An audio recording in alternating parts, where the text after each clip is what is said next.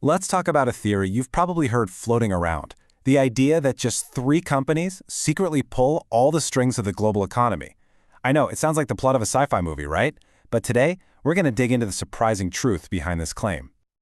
So, to kick things off, let's just ask a simple question. Think about the absolute titans of industry, the companies that pretty much define our world. Who actually owns them?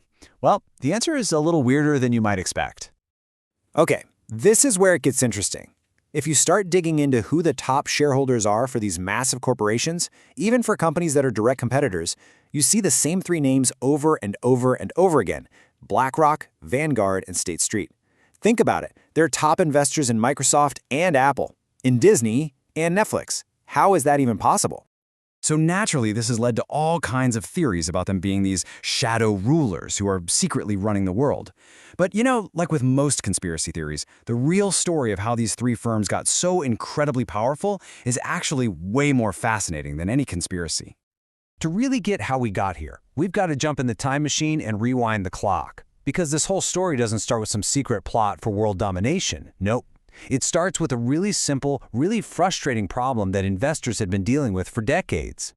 See, for most of the 20th century, if you wanted to invest your money in stocks, you'd give it to what's called an active fund. The whole pitch was simple. You pay these brilliant expert managers some pretty high fees, and they use their genius to pick winning stocks and beat the market average. But there was a catch, a big one.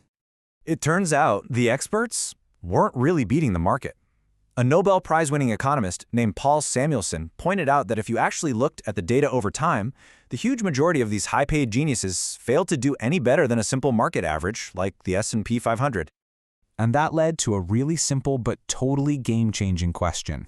If paying all this money to experts doesn't even get you better than average results, well, why not just buy the average? And here comes the hero of our story, John Bogle. Now, this guy had been obsessed with this idea for decades, literally since his college thesis back in 1951. But his whole long-term conservative approach was so out of step with Wall Street that he actually got fired from his job. So, what'd he do? In 1975, he decided to build this radical idea himself, and he founded a company called Vanguard.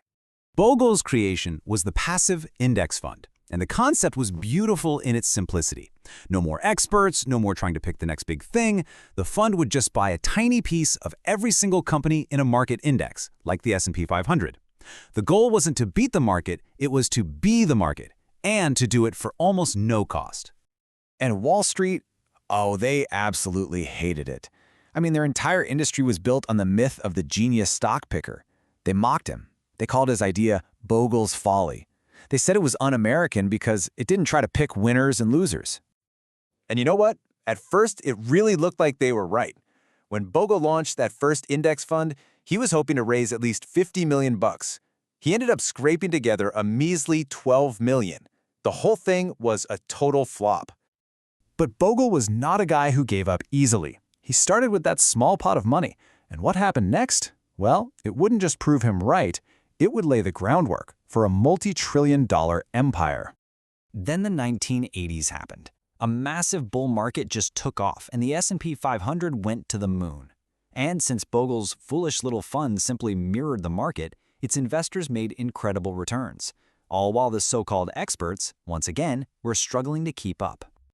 All of a sudden, Bogle's folly didn't seem so foolish anymore, did it? Money started flooding in.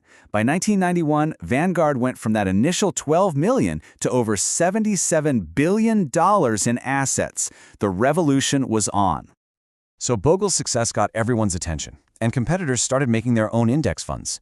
But the next big innovation, the one that would pour rocket fuel on this whole trend, was an idea that, ironically, John Bogle himself thought was terrible. The idea was this. What if you could take an entire index fund, package it up, and trade it all day long just like a single stock? That became the Exchange-Traded Fund, or ETF. Bogle hated it. He thought it would just encourage people to gamble instead of investing for the long haul. But his competitors saw a huge opportunity. State Street launched the first big ETF in '93. And then, in the wake of the 2008 crisis, a company called BlackRock, run by Larry Fink, made a legendary move and bought the iShares ETF brand for over $13 billion.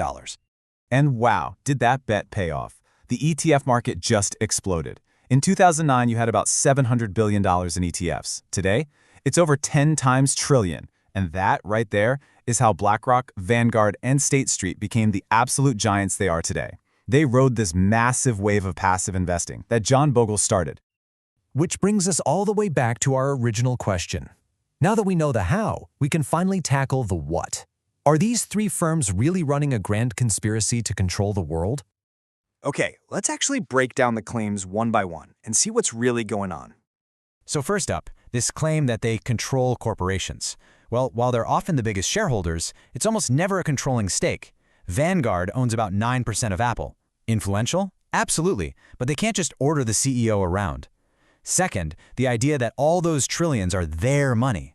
That's just not true. They're asset managers. The money belongs to millions of regular investors like us. And finally, do they all act together in secret? Nope. Studies show they often vote on opposite sides of key shareholder issues. They're fierce competitors, not co-conspirators. So, the real story here is that their incredible power isn't from some shadowy plot. It's the end result of a simple, powerful idea that millions and millions of ordinary people decided was a better way to invest. Their power is a direct reflection of our collective choice. And it all comes back to the simple philosophy of the man who kicked this whole thing off. John Bogle's advice was famously straightforward. Buy the market, keep your costs to a bare minimum, and no matter what craziness is happening, just stay the course. And that leaves us with one last thought to chew on. If the power of these giant firms is really just a reflection of where millions of us choose to put our money, and if they are slowly but surely being pushed to vote in line with what we, their investors, actually want, then who really holds the power to shape the future of business? Maybe it isn't some secret group in a boardroom. Maybe it's us.